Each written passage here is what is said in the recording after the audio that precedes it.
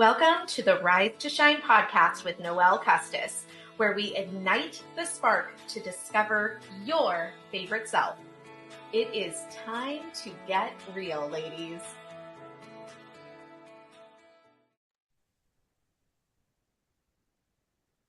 Well, hello, and welcome to the Rise to Shine podcast. I'm your host, Noelle Custis, and today I have the absolute honor of welcoming Dame Clarissa Burt, a woman whose career and impact are nothing short of extraordinary. I am so excited. She has gone from supermodel to award-winning producer, director, speaker, and a best-selling author of The Self-Esteem Regime. She has spent over 35 years making her mark in the entertainment industry and beyond. And here's some fun facts. She's been knighted, honored by Prince Albert of Monaco, and even had private audiences with the Pope. But beyond the accolades, she's a fierce advocate for women's empowerment, now helping women step fully into their confidence. And of all the other things that I mentioned are the reasons why I'm so happy to have you here, Clarissa. Welcome. Well, thank you so much. That was so kind of you. People say, my God, you've done so much in your life. Well, because I'm old, I'm not a young sprite chicken anymore. It takes a couple of years to get a lot of stuff done, so it's very sweet to hear all the things. And I go, yep, that's what I did in my, that's what I did in my 30s. Yeah. I remember doing that in my 40s. As you're talking, I go, yep, I remember. But I love it. yeah, I love it. here's the really cool thing about aging too. And, that's a part of, I think a lot of women, they start to kind of lose, confidence a little bit or self-esteem or confidence. And as they grow older. And I just have to say, man, these are some of I'm 66 in April, and I gotta tell you, I've got a lot of energy. I'm still, thrilled to be out here, surviving, thriving, loving as much as I can. And, you just keep getting better. And the idea that you can leave something behind to somebody that might really need to hear what you have to say, your story, your journey, and certainly leaving behind a book like The Self-Esteem Regime for me it's an amazing thing. It's great.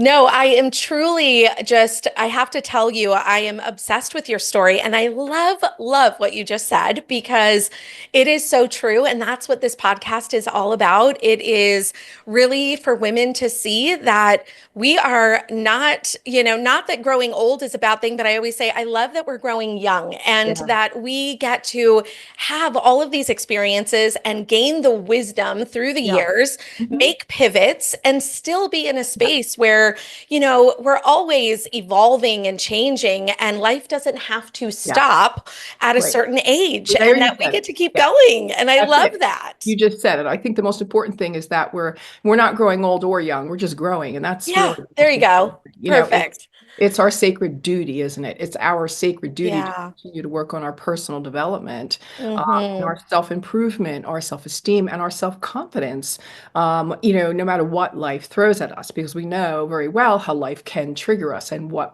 is lurking behind the corner. Oh, yeah. So those are some of the times where the more that we have, as I call it, the more tools in the shed that we have, anytime the storm goes through, we might lose off of, I call it, standing strong in your stead, much like a well-rooted tree. And that means that when the storm comes through, you might lose a leaf or two. You might even lose a branch, but you're not going to be uprooted with the storm and transported away because you have the tools that be able to affront the difficult times and, and really be able to help others along the way as well, so I'm very passionate about this subject. I love it. And I've been doing some reading. I have been diving in. I've listened to some of the podcasts. And so I just knew that this was going to be such a perfect fit. And I have to tell you, your story is quite remarkable. And I remember reading and getting your bio, and I thought the same thing that you had mentioned. Wow, she has done a lot. So I would love to just take it back to the beginning and before, all of this global recognition. what were your dreams growing up? Who was Clarissa Burt? I would Well, love to have our audience know. I knew really early on that as I Yeah. was watching television, and there were only three channels when I was watching TV, I was, madly in love with Ava Gardner and Rita Hayworth, and there'd be these movies on Saturdays. Mhm. Morning was cartoons, but the afternoon was, were these, really phenomenal, beautiful movies with these gorgeous women, and I just, those two women right there just captured me immediately. Mhm. And so that's kind of what and I knew immediately that I loved a microphone and I loved the stage. I was Mary Poppins in the kindergarten play, need I say more? Aw.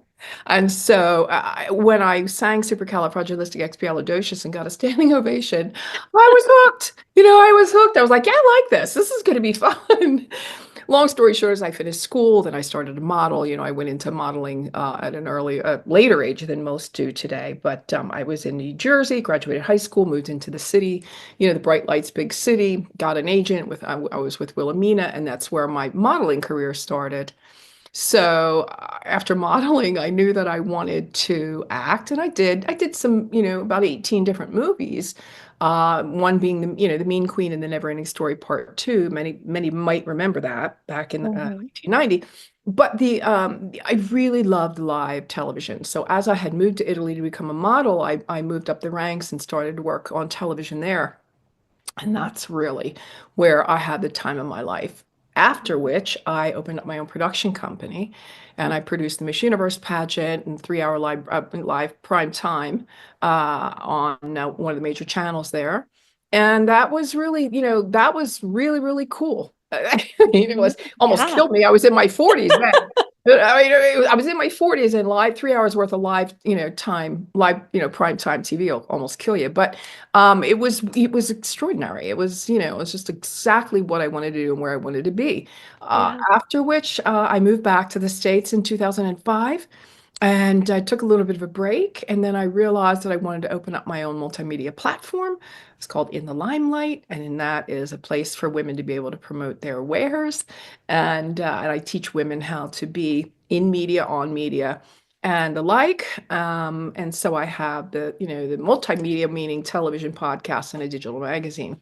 Mhm. So yeah, I mean, that's kind of it in a nutshell. And for years I wanted to write a book about self-esteem.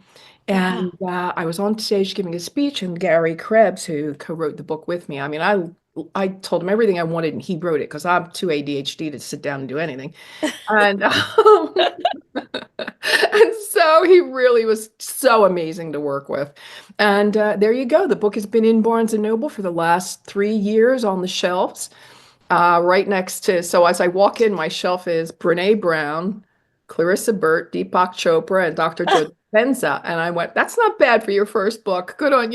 So Yeah. yeah, it was really exciting. And it's also out in the bookstores in Italy as well now. So excited. Wow. Yeah. That is absolutely amazing. Yeah. And speaking of the book, I mean, I know that it has been a game changer for so many women. And what was it? I mean, obviously, you have had quite the journey, and I know that, I'm sure there were many inspirations along the way. So, what was it, and why was this message so important for you to share with other Well, I women? think a lot of it, for at least in my situation, had to do Uh-huh. with my background. There was a violent background. There was an alcoholic background in Mm, childhood with my parents. My father, my mother, really poor thing. She got pregnant with me in 1958, right out of high school. I mean, my mother was salutarian, which is second place at a all girls Catholic school mm, with 800 girls that graduated. So my mother, a brilliant woman, and she was on the dean's list all 4 years. So really a smart cookie, my mom. mhm, And she graduated high school, and in June, and by August she was pregnant with me. And back in right. 58, that was not a good thing to do, especially being as Catholic as my family was. Hmm. And just kind of made her a black sheep immediately. I was something that she had to be wholly ashamed of. Today that wouldn't happen, but it did to my mom. And so that was one of the things that I kind of grew up with was, my father was violent, which was really traumatic for everyone. And then my mom just had no place to go. She was stuck. Her father was pissed off, her husband was pissed off, and she was just kind of Right. like fighting her way through it. Hmm. So I saw that, that was kind of what I saw with my mom. My grandmother, another beautiful, by the way, they're beautiful women, really Yeah. lovely, classy, elegant women. My grandmother, who was around 50 years old, decided she needed to lose weight, took two diet pills, choked on them, perforated Wow. her esophagus, and wound up in the hospital for 6 weeks. So what I'm getting to is my perception, their perception of self was not my perception of them at all. Because these were the women I looked up to and I loved and I adored and I, all the things. And they didn't see that in themselves. And so that was kind of a head scratcher when I was 7, 8, and 9. I wasn't not, it was a head scratcher, right? Like, Yeah. so it took a little bit, as I moved on, obviously modeling. I'm modeling like with the 1% of the Hmm. girls. I mean, we're on all the runways around the world. I came home with 250 magazine covers. I mean, I was the Orlane girl worldwide for 10 years. I worked with Revlon. I worked with Carita and I mean, I had a lovely, lovely career. So we Right. really were the 1%. And there were many of us, and I'll put myself in there, that was really evident that they were not living in happy, healthy self-esteem. Hmm. And, there was, didn't have any of these, but there was bulimia, anorexia, there was drug use, they were drinking, and many in toxic relationships. You could see, I mean, we were young girls, like we were still had to learn. So I'm Right. not pointing fingers of blame. This is not pointing fingers of blaming. This is just, so, I'm trying to go like, why is this 1% of the most beautiful women in the world? Where's the correlation between mom and grandmom in a row home in Philadelphia, Pennsylvania? Like what's the deal here? And obviously the answer was lack of happy, healthy self-esteem.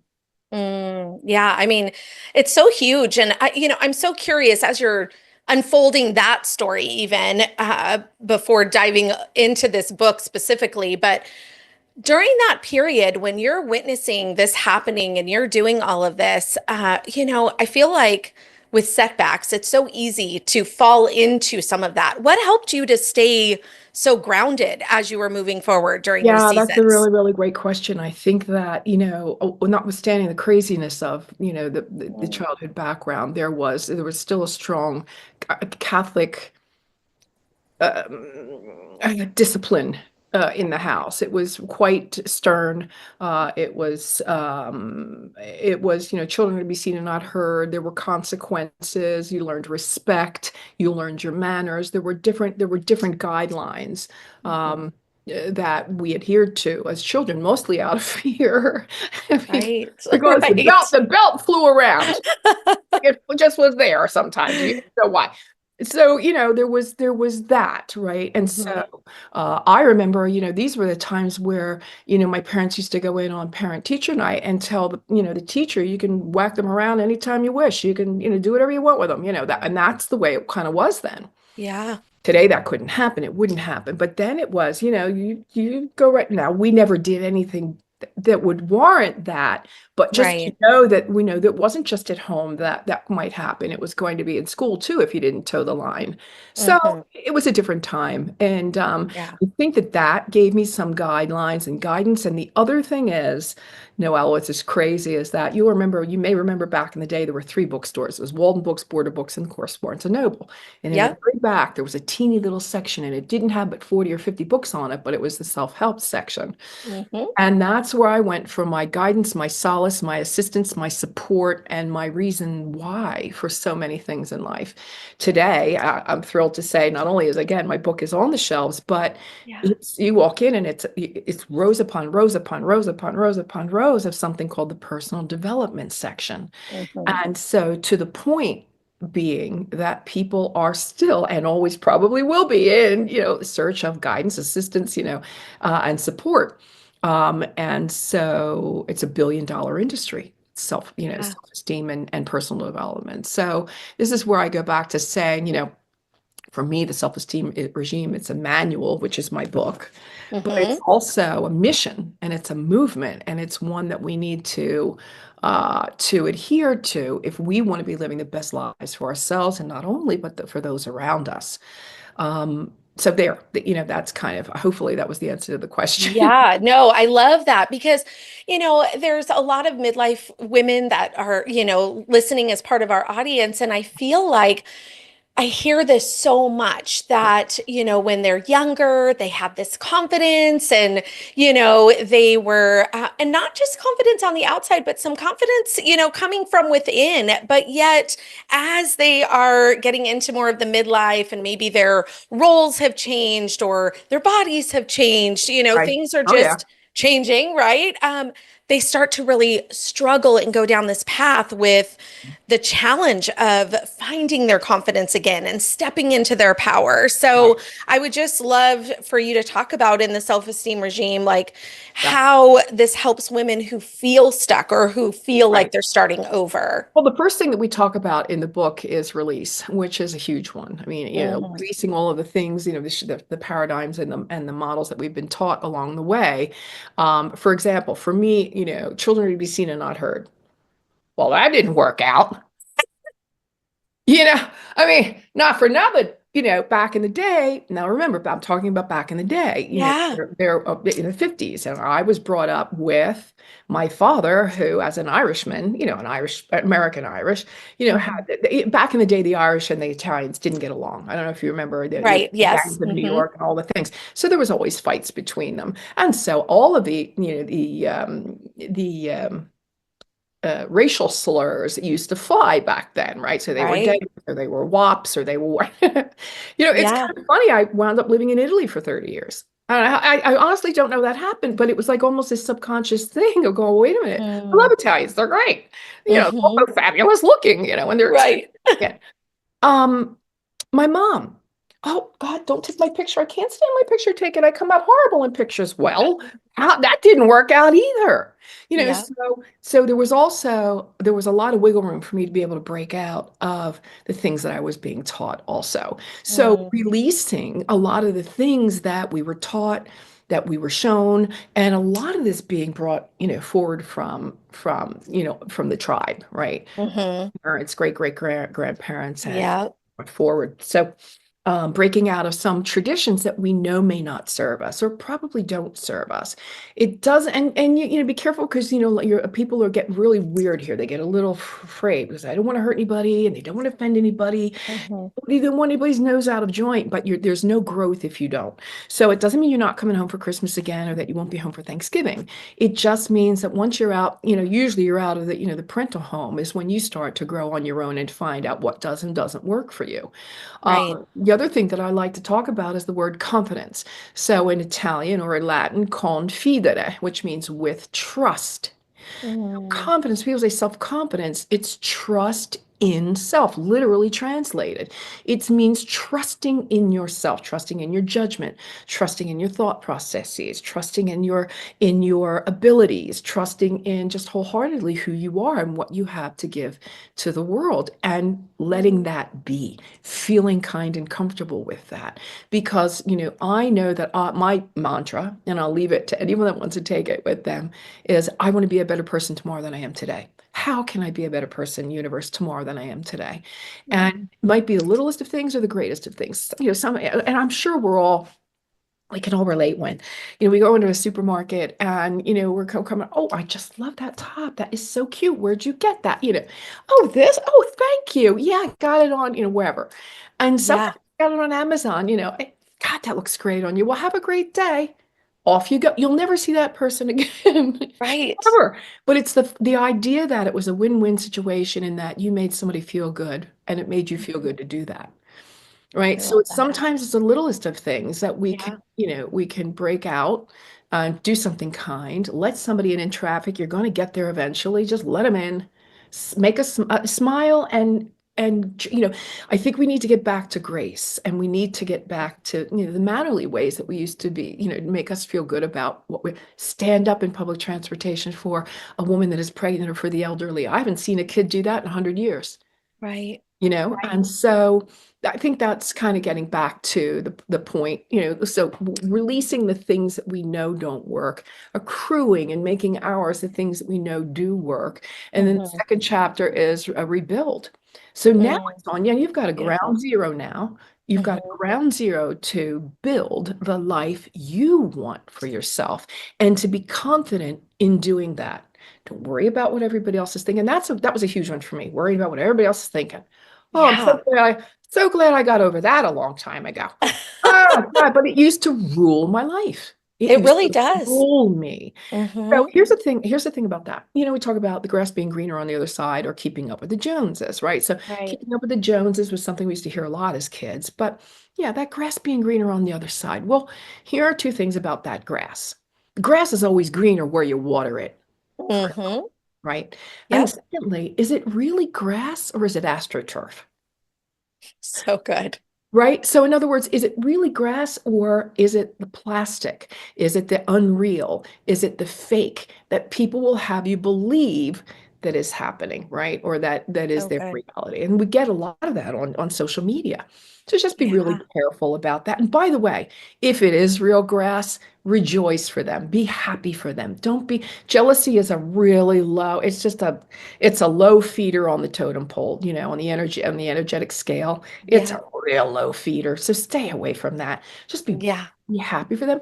Maybe, maybe find some mentors or find different ways that you can reach your goals and feel good about yourself. When you know that you feel good for somebody else's success, that's when you've reached another level of maturity.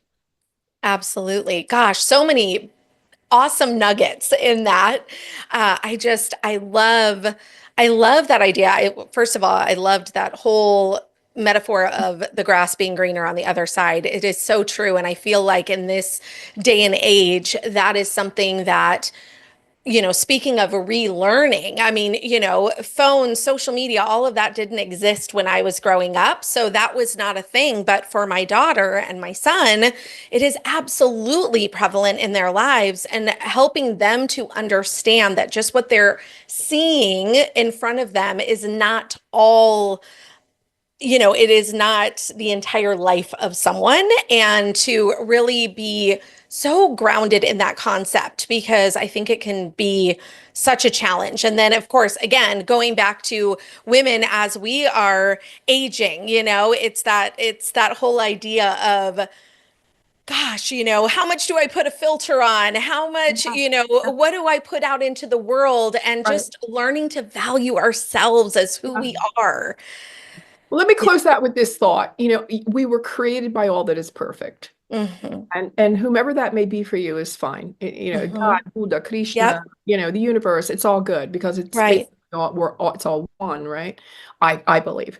But Yes. they didn't make us so others could break us, right? Like Mm, we were created by all that was perfect. They knew yeah. exactly what they were doing, and that's what no matter what age we are, we fall back on that and know that I am perfect right now, where I am, the way I am, for what I'm supposed to be doing in this moment of time or in time. And so, Right. if you just second, yeah, am I heavier? Could I be a model today? No. I mean, I'm a full-on size 12, honey. I haven't been a size 8 in years. And I love that. I love that. Yeah. It's okay. Yeah.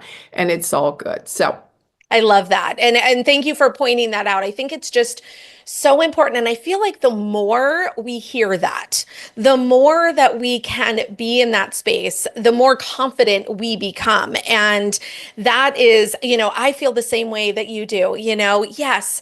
Do I look different than I did when I was 16 years old? Absolutely, but I feel like what is happening is I'm evolving in a different way that I love how I'm evolving. I love what I'm turning into. And, yeah, we're gonna hit up against challenges. And there's no doubt in my mind. I say I'm always working on myself to prepare yeah. myself for what's to come because we never know what is going to be in front of us. I know through the pandemic, I went through a whole heck of a lot that I never expected, but I'm so grateful at the same time because I wouldn't be where I am today without that happening and being able to see myself from a different lens and Yeah. appreciate who I am. So I love that you mentioned that. I think it's so important. Yeah, and learning to embrace kind of some, the new things that are coming along. Like, constantly at work, I know we're constantly, with all these new software and the AI, all the Yeah, things we have to keep up on all the time.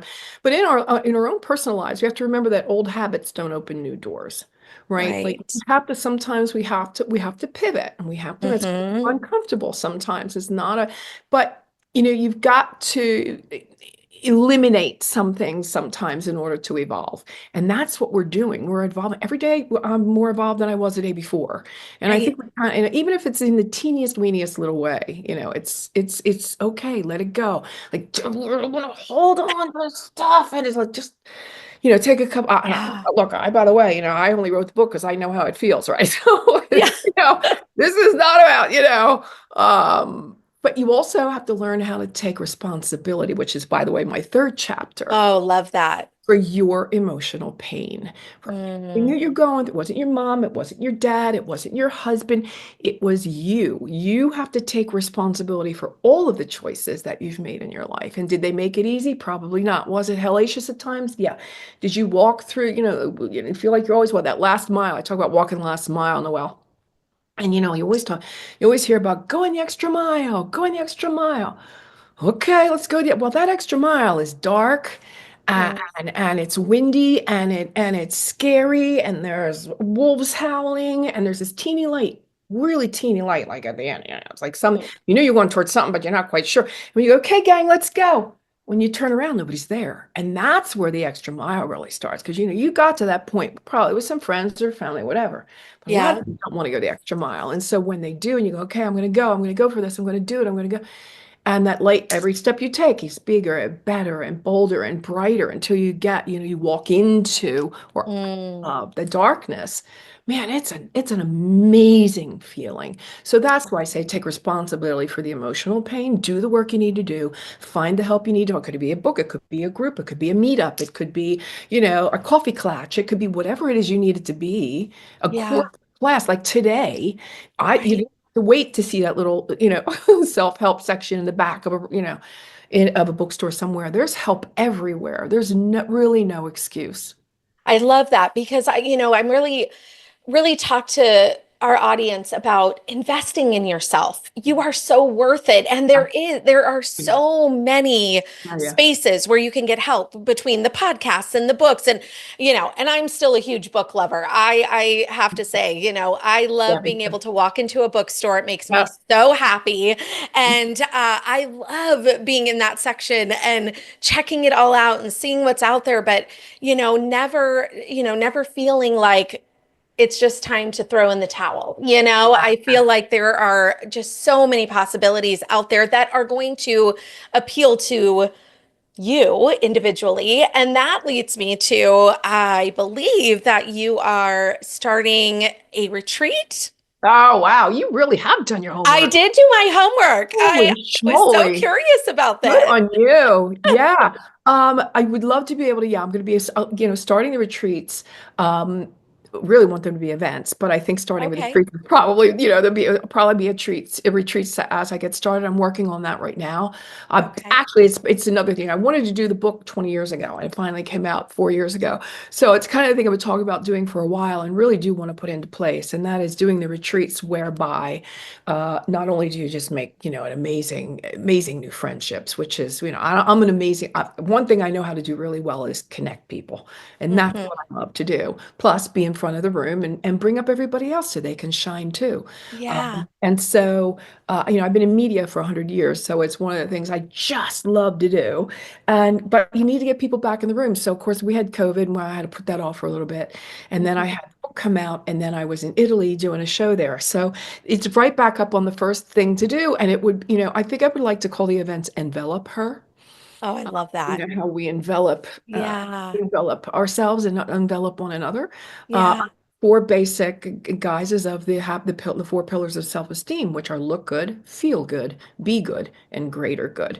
And so bringing Okay. everybody together on a 4-day, 5-day retreat and working on each one of those, individually every day and bringing in some amazing women that I know that would be, really great to be front of the room with me. Or Yeah. without me, front of the room without me is fine too. But really, just really bringing in some. I know that you're going to fly higher than a kite the minute you walk out the door on the fifth day. You're just going to Love be it. so amazingly ready to affront what's next. Well, I love this idea. I mean, it is very obvious just in the short time that we've had together, you are a connector and you are someone that I feel like so many women are going to relate to. And you just have this energy about you. Talk about the vibrational scale, which is another one of my things that I love to geek Yes, out on. yes. You just are definitely at the highest bar of that. And I feel like, I love the idea of retreats. And I have a mentor that has been pouring into my life and really talking about, how important these in-person events and retreats are going to be, especially with AI and all of these things that are happening, wondering if you're talking to a real person anymore.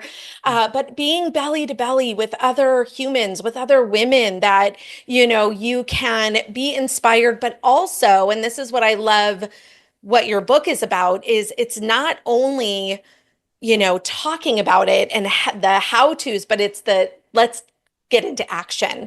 And that's what I love so much about even thinking about these retreats. I'm so excited. I will absolutely I'll let you be know. looking out for that. Good, cool. I'll let you. And you're not that far away either from me, so that's Right, great. right. I love that. I Yeah, love I'd that. love to be able to do them up in Sedona, but we'll see how Oh, it goes. beautiful. Yeah, we'll see. Beautiful. We'll see how that goes. Yeah. Well, that is super exciting. And, in wrapping up, I would love to just ask you, because I know you have done so much, if you could go back and give young Clarissa one piece of advice about self-worth, success, confidence, what would that be? Don't be afraid.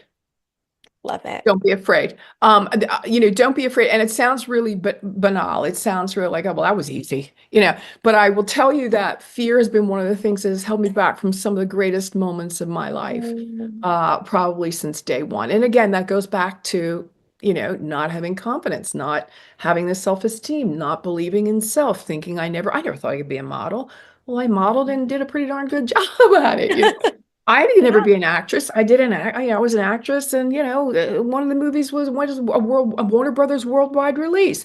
I could never write a book. Well, I wrote a book, and it's been in Barnes and Noble for three. So that kind of thing. I'm not saying it honestly, not saying it to brag, but I'm saying it because I just want to like bop myself up against on the head and go, what do you like? What were you thinking? Just do it. Which has already been taken. I can't use that, but don't have no fear. Have Yeah. no fear. Love that. I love that. I always say, time is so precious Yeah. and we have no control of the time. And I love going into this having no fear because then there's no regrets later. Because I feel like that comes up so much again with women that they were too afraid to do something, that it held them back. And I think, now is your time. And this is why I feel like this conversation has been absolutely incredible. I am so excited for your journey to continue. You Thank have so you. much wisdom and your passion for empowering women just feels very, very inspiring. And it makes me Thanks. want to take action too. I'm going, oh, you're speaking my language. You're speaking my language. There you go. There you Yes. Well, before we go, where can our listeners connect with you? And go. I know where we can grab the self-esteem regime, Right. but where On where can we Amazon. best Yeah, it's connect? on Amazon. It's on Kindle, Awesome. and it's on audio is Kindle, right? Kindle. Yes, yes. It's on Amazon. It's in the bookstore. Great. And so yeah, it's really, and it's an audio as well. And yeah, Clarissa Burt, just pretty much on all the socials. I mean, anywhere. Wonderful. I'm just not on Snapchat. I'm every. Okay. Yeah, nor am I, nor am I. I So don't even know what we it don't get that platform. So I is. leave that to the kids. Exactly. Well, we'll have that all in our show notes. And I just want to thank you again, Clarissa. I know our audience is going to walk away I feeling I so hope I empowered do. and ready to take some bold steps. That's the biggest thing. I'm like, There you don't go. just listen, go take the Yeah, steps. go do it. And Yeah, you have to do the yeah, work. Go do the work. yeah, Don't be you afraid. got to Go do do the it. work, got to do the work. And what if the answer was yes? Ah, so good. Go away. What's the question? What if the answer was yes? And by the way, we're always, waiting for, I think a lot of women are waiting for permission. Here you Mm. go. I've given you permission. Go do it. Yes, you have permission from both of us. Right. So we want you to get out there and do it. And you never Yeah. know, that answer could be yes for sure. And Mhm. for all of our listeners today, keep rising, keep shining, and know that the best day is right here, right now, waiting for you. Thanks, everyone. Thanks for joining me here today. Your presence means the world to me. If you enjoyed what you heard, please consider leaving a rating and review. And don't forget to follow or subscribe so you never miss an episode. Head to the show notes and let's connect. Rise to Shine Co. is ready to support you in coaching, collaboration, life tips, or even a coffee chat. Until next time, keep shining, my friends.